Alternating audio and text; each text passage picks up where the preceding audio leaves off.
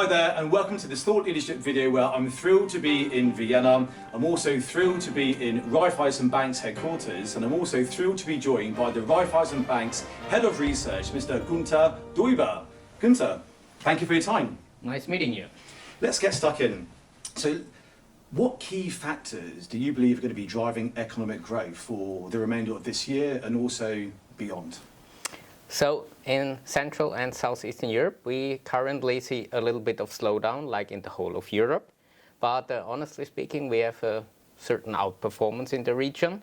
And we see that this is mainly driven, like in Southern Euro area, so Spain and Portugal, by the EU-induced investments, next generation EU. And this will be ongoing for the years to come. And secondly, we see the first near or friendshoring projects coming alive in the region. So the region is, from our understanding, a spotlight for these reallocation efforts at global or European companies that want to have their operations closer to the home markets and in the right, I would call it, geopolitical jurisdiction, which are possibly EU markets or markets closely to the European Union. Okay, interesting, lots of growth then. In your view, what are the Austrian economic prospects for the remainder of this year? So I think we have to differentiate a little bit between the prospects and where we are coming from. So we expect a rather meager growth of 1% over the whole of the year in the Austrian economy. We are still in a slowdown, but we are coming from a very strong performance. So structurally, over the last 2 to 3 years, we outperformed the German economy, I would say, by 3, 4, 5 percentage points in terms of growth. But currently, we are feeling the slowdown. Firstly, inflation, and inflation is even higher than the average in the euro area. And secondly, we have a strong tendency of variable mortgage financing in our country. And currently, the hawkish ECB turn is hitting Austria relatively strong, and also speaking about consumer confidence. That's why we expect private consumption to be even negative this year, which rarely happens in Austria. It just happened in the COVID-19 crisis. Back then it was ordered by the state, and the last time over the last 2 decades we had negative consumption growth in Austria was 2013. So a rare phenomenon, high inflation and ECB turnaround is currently challenging Austria, but we shouldn't forget where we are coming from. We had a 5% growth last year, which was stellar, I would say. Yes, a really good performance. So speaking about performance, let's talk about asset classes. So the fixed income markets within Austria and also Central and Eastern Europe. Obviously, we're living in an environment of high interest rates and high inflation. When that begins to taper, what does that market look like in terms of performance moving forward? So definitely we have to differentiate between the Austrian market and Central Eastern Europe, because Austria is part of the euro area.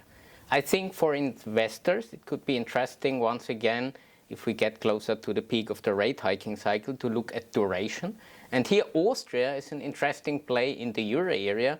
Austria has a tradition of long-dated issuance, so 50, 70, 100 years in the sovereign space, being a well-rated euro area country, but maybe not the AAA like our German friends. So there could be some opportunities here.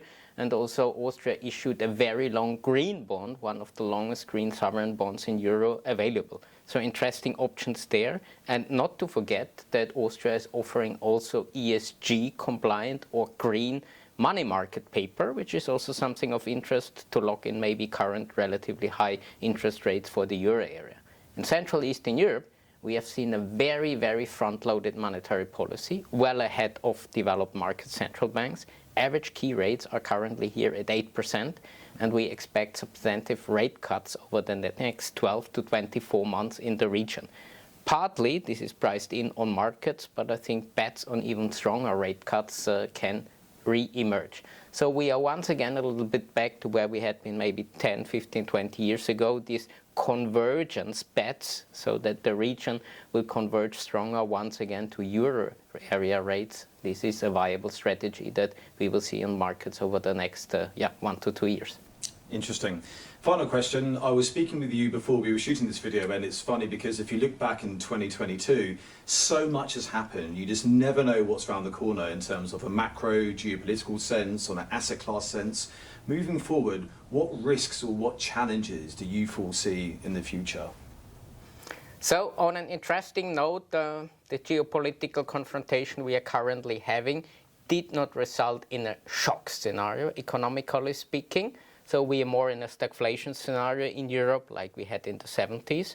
And I think the most interesting fact here is that we see that we have a split of the world economy, 60% of world GDP sanctioning Russia, 40% not. And obviously, this is possibly sufficient for Russia to muddle through. So in the end, disaster scenarios avoided globally and also in Europe and on energy markets. But I think it's a very interesting and also challenging phenomenon that this 40% is sufficient to keep a country afloat. And I think a lot of other observers are closely watching the relatively okayish economic performance of Russia.